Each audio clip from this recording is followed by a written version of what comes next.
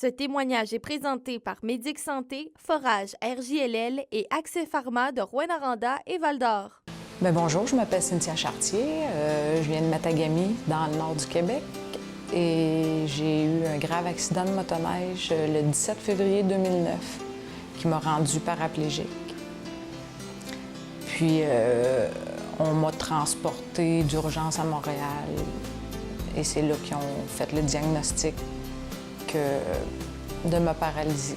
En gros, au départ, je pouvais plus bouger les mains. Il y avait juste la tête qui bougeait. Puis,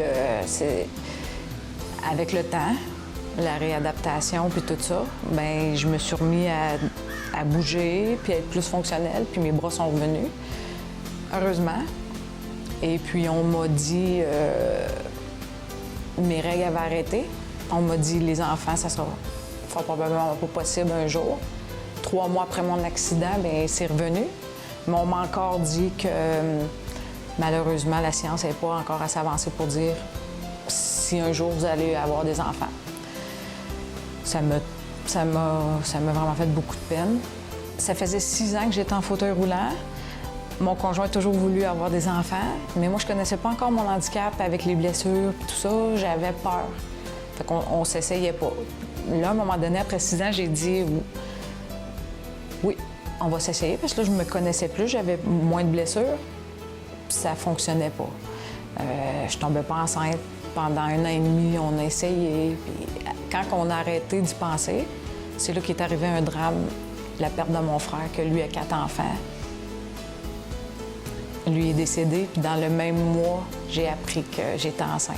Fait que c'est pour ça que je dis que c'est un peu un miracle, là, tu sais, mon petit bonhomme, qui a maintenant 10 ans aujourd'hui. Ça me touche de parler de ça parce que, en plus, je le sentais bouger. Les docteurs étaient bien surpris de ça, tu sais, avec ma paralysie. Malheureusement, je me suis séparée en 2016 et j'ai dû élever mon enfant. Là, il est rendu à 10 ans. Pratiquement seule, là. Je m'appelle William, j'ai 10 ans, je suis en 5e année. Je l'aime super.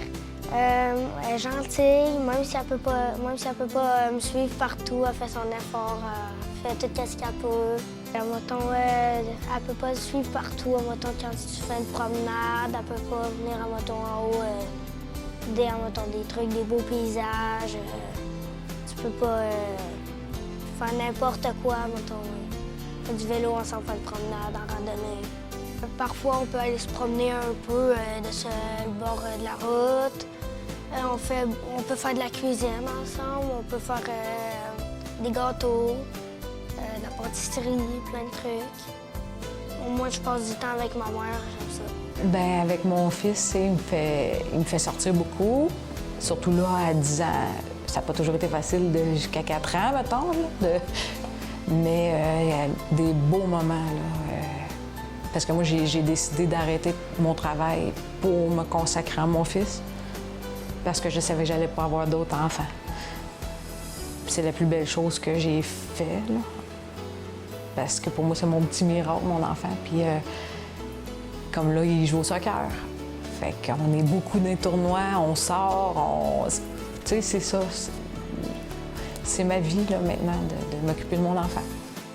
Que quand on voit quelqu'un en fauteuil roulant, on voit pas nécessairement tout, là, parce que nous, un seuil de porte peut t'empêcher d'aller à quelque part, les escaliers. Et moi, je viens du nord du Québec, à Matagami, comme je disais précédemment, puis s'il y avait pas... c'était pas adapté pour que j'aille, surtout à l'épicerie, mettons. Fait que ça, c'était le plus gros défi. Je pouvais aller travailler, revenir à la maison, mais je faisais juste ça. Fait que j'étais dépendante de ma mère pour aller à l'épicerie. J'ai fait des démarches longtemps pour pouvoir adapter un seuil ou quoi que ce soit pour aller faire mon épicerie. Quand je tombais enceinte, le père de mon fils partait sur des runs, fait que je me ramassais seule.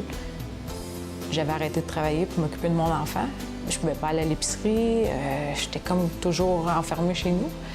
Quand j'ai eu l'occasion de partir, en 2016, je me suis rendue à Malartic et c'est là que j'ai vu qu'il y avait beaucoup plus d'adaptation parce que là, on est plus proche de Val-d'Or, Rouyn.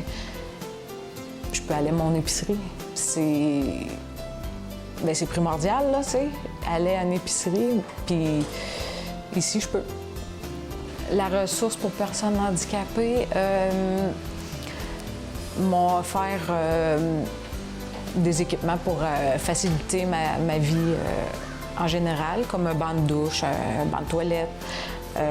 Il y a 3 ans, j'ai eu la ressource m'a payé un vélo à bras. Parce que veux pas, il faut quand même garder notre force là, quand la ressource aussi m'a payé un vélo. Je peux pas dire le nom, mais qui facilite mes déplacements parce que j'avais un quadriporteur. Mais ça, c'est plus compliqué à emporter. Là, j'ai une roue qu'on plug en avant, puis là, je vais pouvoir plus suivre mon fils dans ses activités. Fait que ça m'aide beaucoup. Ils ont été là vraiment, vraiment, vraiment. Chaque don est bien important parce que sans ça, je pourrais pas avoir mes équipements. Parce que c'est des équipements quand même qui sont dispendieux. Alors, continuez de donner généreusement. Puis ça nous remonte le moral, là. Ce témoignage vous a été présenté par Médic Santé, Forage RJLL et Accès Pharma de Rouyn-Noranda et Val-d'Or.